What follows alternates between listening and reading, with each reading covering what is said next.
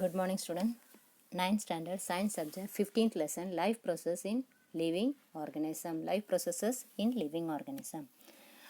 Okay, in this video we are going to see coordination in human being.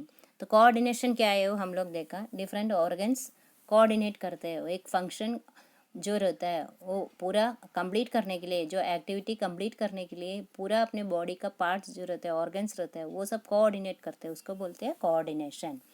ठीक है. तो human beings में कैसे होता है, तो अलग अलग प्रोसेस होता है. अपने ह्यूमन बॉडी में अलग अलग प्रोसेस होता है. तो वो अलग अलग प्रोसेस जो है वो इफेक्टिवली और एफिशिएंटली कंट्रोल और कोऑर्डिनेट करना पड़ता है. तो ये सब किसके थ्रू होता है, दो सिस्टम के थ्रू होता है. एक नर्वस कंट्रोल और दूसरा केमिकल कंट्रोल. ठीक है. दो इसके थ्रू कौन सा है, नर्वस कंट्रोल और केमिकल कंट्रोल. तो अपने जो भी सराउंडिंग्स में जो चेंजेस होता है उसको सब ह्यूमंस क्या करते हैं, रेस्पॉन्ड करते हैं. तो किसके थ्रू करते हैं, वो नर्व्स का कंट्रोल के थ्रू. ठीक है. तो जो चेंजेस होता है सराउंडिंग्स में उसको हम नर्व्स के थ्रू रेस्पॉन्ड करते हैं. और nervous control places an important role empowering the body cells and with the ability to respond to this impulses. तो नर्वस कंट्रोल जो रहता है वो बहुत इंपॉर्टेंट रोल लेते हैं इसमें. जो रेस्पॉन्स करते हैं हम लोग, रेस्पॉन्स टू इम्पल्सेस, जो दूसरा जो भी बाहर से आवाज़ आता है उसको हम लोग रेस्पॉन्स करते हैं, उसको सब कौन ये रहता है, कंट्रोल करता है, नर्वस. और this ability depends upon the complexity of organisation in the organisms body structure. तो अपने बॉडी स्ट्रक्चर के हिसाब से ये एबिलिटी डिपेंड रहता है. और यूनिसेलुलर एनिमल्स जो रहते हैं, अमीबा, उनको नर्वस सिस्टम नहीं रहता है. तो ये सच नर्वस सिस्टम नहीं रहता है. However multicellular animals like humans have nervous system to respond to the stimuli. And control और कोऑर्डिनेशन जो है वो किसके हेल्प के थ्रू होता है, with the help of a special types of cells called nerve cells और neurons.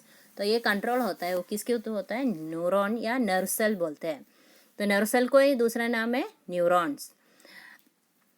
उसका काम क्या रहता है, special types of cell which conduct impulses from one place to another in the body are called neurons.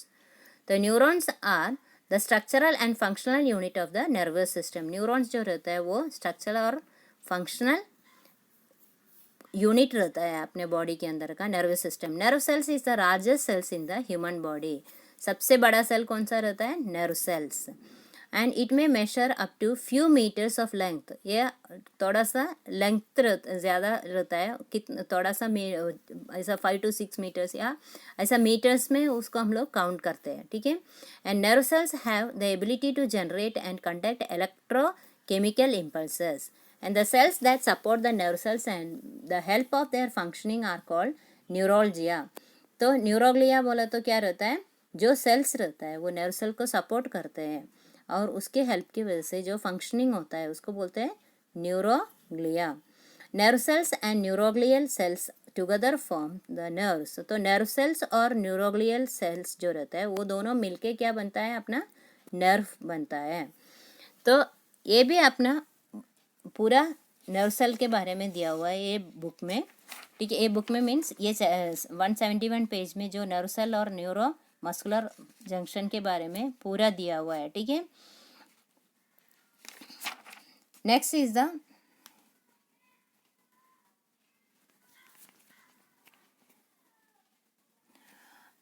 The types of nerves या neurons. According to their function nerve cells are classified into 3 types. Okay. अपने nerve cell जो रहता है वो कितने types में classify किया है, sensory neurons, motor neurons and association neurons. ठीक है. कौन सा है, सेंसरी न्यूरॉन्स, मोटर न्यूरॉन्स और एसोसिएशन न्यूरॉन्स. सेंसरी न्यूरॉन्स बोला तो क्या रहता है, sensory neurons conduct impulses from sensory organs to brain and spinal cord. तो सेंसरी ऑर्गन कौन सा रहता है, अपने सेंसरी ऑर्गन्स कौन सा है, स्किन, नोज, टंग, आइस और ईयर्स. ठीक है. ये सब सेंसरी ऑर्गन्स रहता है. तो ये सेंसरी ऑर्गन्स में कौन सा भी ये होता है वो सब किधर लेके जाता है, टू द ब्रेन और स्पाइनल कॉर्ड तक लेके जाता है. एंड मोटर न्यूरॉन्स जो रहता है वो conducts impulses from brain or spinal cord to effector organs like muscles or glands. तो ये जो मोटर न्यूरॉन्स रहता है वो पूरा ब्रेन में से जो भी ऑर्गन्स रहता है या मसल्स और ग्लैंड्स रहता है उधर तक ये लेके जाता है, ठीक है. And next is the human nervous system. Human nervous system is divided into 3 parts: central nervous system, peripheral nervous system और ऑटोनॉमिक नर्वस सिस्टम. तो सेंट्रल नर्वस सिस्टम और पेरिफेरल नर्वस सिस्टम है. 15.12 जो आपका डायग्राम है पेज नंबर 172 में दिया हुआ है. देखो, सेंट्रल नर्वस सिस्टम और पेरिफेरल नर्वस सिस्टम और ऑटोनॉमिक नर्वस सिस्टम भी दिया हुआ है. सेंट्रल नर्वस सिस्टम बोला तो क्या रहता है? The brain is the main controlling part of nervous system and it is safely located in the cranial cavity. तो किधर ये रहता है? क्रैनियल कैविटी रहता है. और ये जो रहता है बहुत डेलिकेट और बहुत हाईली इवॉल्व रहता है. And spinal cord is protected by the vertebral column. जो स्पाइनल कॉर्ड रहता है वो किससे ये रहता है? प्रोटेक्ट रहता है वर्टिब्रल कॉलम से. In this space between the delicate central nervous system and its bony covering are the protective layers called the meninges. तो जो बॉन्ड से कवर किया हुआ रहता है, ठीक है, बॉन्ड से कवर किया हुआ जो प्रोटेक्टिव लेयर्स रहते हैं उसको बोलते हैं meninges. And the cavities present in various parts of the brain are called ventricles. तो जो भी इससे ब्रेन में कैविटीज जो प्रेजेंट रहता है उसको बोलते हैं ventricles. And whereas the long tubular cavity of the spinal cord is called central canal. और जो लॉन्ग रहता है ट्यूबुलर कैविटी जो रहता है स्पाइनल कॉर्ड में उसको बोलते हैं central canal. And ventricles, central canal and spaces between the meninges are filled with cerebrospinal fluid. This fluid supplies nutrients to the central nervous system and protects from the shock. तो ये जो ये रहता है क्या बोलते हैं सेंट्रल नर्वस सिस्टम जो रहता है उसको ये पूरा फ्लूइड सप्लाई करता है. न्यूट्रिएंट्स जो रहता है वो सप्लाई करता है फ्लूइड, ठीक है. और अब कुछ भी शॉक हुआ तो उससे भी ये बचा लेते हैं. आए समझ में?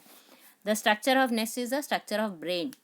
स्ट्रक्चर ऑफ ब्रेन बोला तो आपके बुक में दिया हुआ है, देखो स्ट्रक्चर ऑफ ब्रेन पिक्चर दिया हुआ है. ये ब्रेन का स्ट्रक्चर जो रहता है तो उसमें क्या क्या रहता है? सेरिब्रेलम, सेरिब्रम, स्पाइनल कॉर्ड और मेडुला ऑब्लांगाटा. ये अपने ब्रेन का अलग अलग पार्ट्स है, ठीक है. और उसमें भी convolutions of cerebrum, horns, spinal cord और जो रेड कलर में जो दिख रहा है वो क्या है? मेडुला ऑब्लांगाटा और सेरिब्रम. तो अपलेट इसमें भी ब्रेन में भी 2 साइड्स रहता है, left side and right sides of brain, ठीक है. दोनों साइड का अलग अलग फंक्शंस रहता है. लेफ्ट ब्रेन में कौन सा फंक्शन रहता है? थिंकिंग जो रहता है, हम लोग सोचने का, एनालिटिकल थिंकिंग, लॉजिकल थिंकिंग, जो लैंग्वेज रहता है और मैथमेटिक्स, साइंस, वो सब किधर का फंक्शन रहता है? लेफ्ट साइड का, लेफ्ट ब्रेन का फंक्शन रहता है. और राइट ब्रेन का क्या रहता है? Holistic thinking, intuition, creativity, art and music. तो ये सब राइट ब्रेन का फंक्शंस रहता है, ठीक है. According to brain we will learn in the next video. Okay, if we are going to deeply then it will take more time. Okay, then bye.